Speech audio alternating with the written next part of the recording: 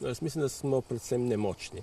Namreč po eni strani pač razumemo lastnika kmetijskih zemljišč, da naredi red na svojem premoženju, ki ga upravlja, po drugi strani pa ne moremo razumeti, da nam je to delovanje onemogočeno. Namreč nimamo možnosti, pravne možnosti, legalne možnosti postaviti primerne objekte, ker na eni strani sklad se sklicuje na prostorske dokumente, prostorskih dokumentov ni in se vrtimo nekje v začaranem krogu. Jaz imam tle nekaj manj kot 4 hektarje oljk.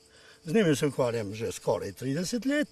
In kaj mislite, v 30 letih se je nabralo toliko orodja, toliko strojev, toliko pomožnih zadev, ko je spravilo ali pa ko se obira in tako naprej, da bi bilo potrebno enostaven kmetijski objekt.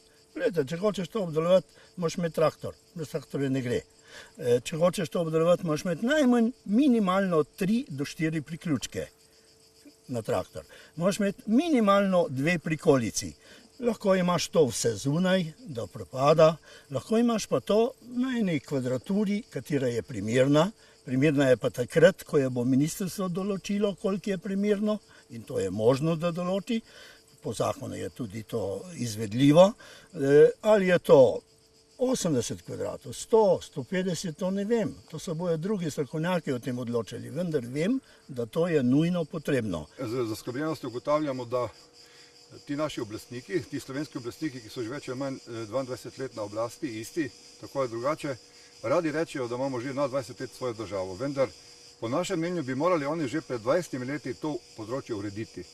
In zato sedaj skrajno resno jih opozarjamo in urgiramo, da v roku 60 dni pripravijo pravilnik ali podoben podzakonski akt, ki bo določil normative, pogoje in tako naprej in omogočil resnim pridelovalcem, ki tržno pridelujejo in prodajajo svoje pridelke, objekte v okviru sprejemljivih normativov in da to sprejmejo in naredijo razpis, da ljudje lahko v sklopu teh skupno 90 dni, ki je določeno, da bi naj odstranili objekte, legalizirajo to stvar in izpolnijo pogoje, da bo ta stvar mirno rešena. Tako da bi doktorju dali koncesijo, naj operira in mu ne bi dali niti operacijske sobe, niti orodja, pa še eno roko bi rekli, boš za pasom imel, da ja ne boš izvajal svoje dejavnosti.